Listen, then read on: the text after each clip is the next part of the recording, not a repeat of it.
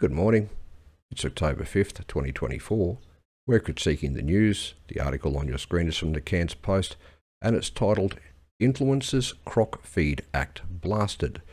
It centres on a young lady who's a social media influencer by the name of Jaylee Bono, or online she's Jaylee Tory, and she travels around the region and documents her activities. And on this particular occasion, she's bought a hot chook from a local shop, and she's thrown it out into the Russell River to feed a famous local crocodile named Clyde.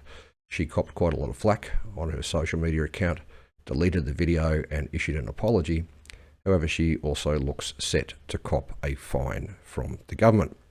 To quote from the article, last month the maximum court-imposed fine for deliberately disturbing or feeding crocodiles was increased from $6,452 to $26,615.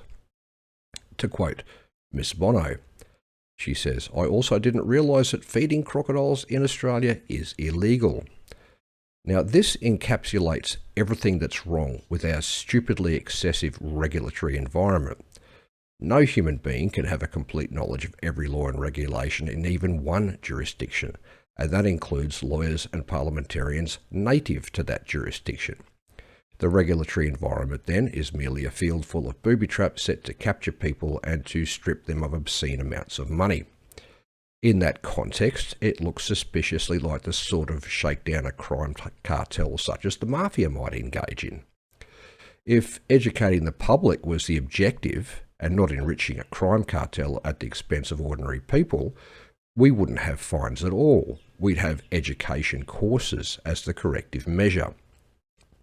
Someone whose lack of knowledge or inability to consider the unintended consequences of actions that they initially deemed to be harmless, such as feeding a crocodile that our governments shouldn't allow to exist so close to a significant human population centre, they'd be required to give up half a day to learn why feeding crocodiles is dangerous.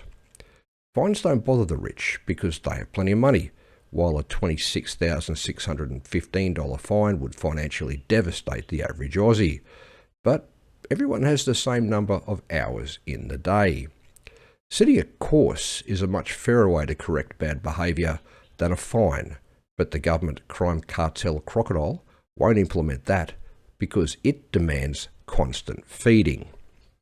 The government crocodile lies in wait with its abundant booby traps, and it tears huge chunks of cash from the unsuspecting public who cannot possibly know where the booby traps are all located. The government crocodile is the most dangerous predator in every nation, and it always has been. The highest priority for every nation should be keeping the government crocodile in its pen and feeding it only sparingly. That's what the United States Bill of Rights and tripartite Republican system was intended to achieve, which is why the US is under such an intense attack by the globalist crime cartel at present. Aussies are on the verge of being swallowed whole by our government crocodile, and our founding fathers made the conscious decision to not give us the Bill of Rights, then 100 years old, with which to restrain it. If we want a Bill of Rights of our own to restrain our government crocodile, we need to get the Labor Liberal Uni Party out of our parliaments and replace them with people who understand what I just said.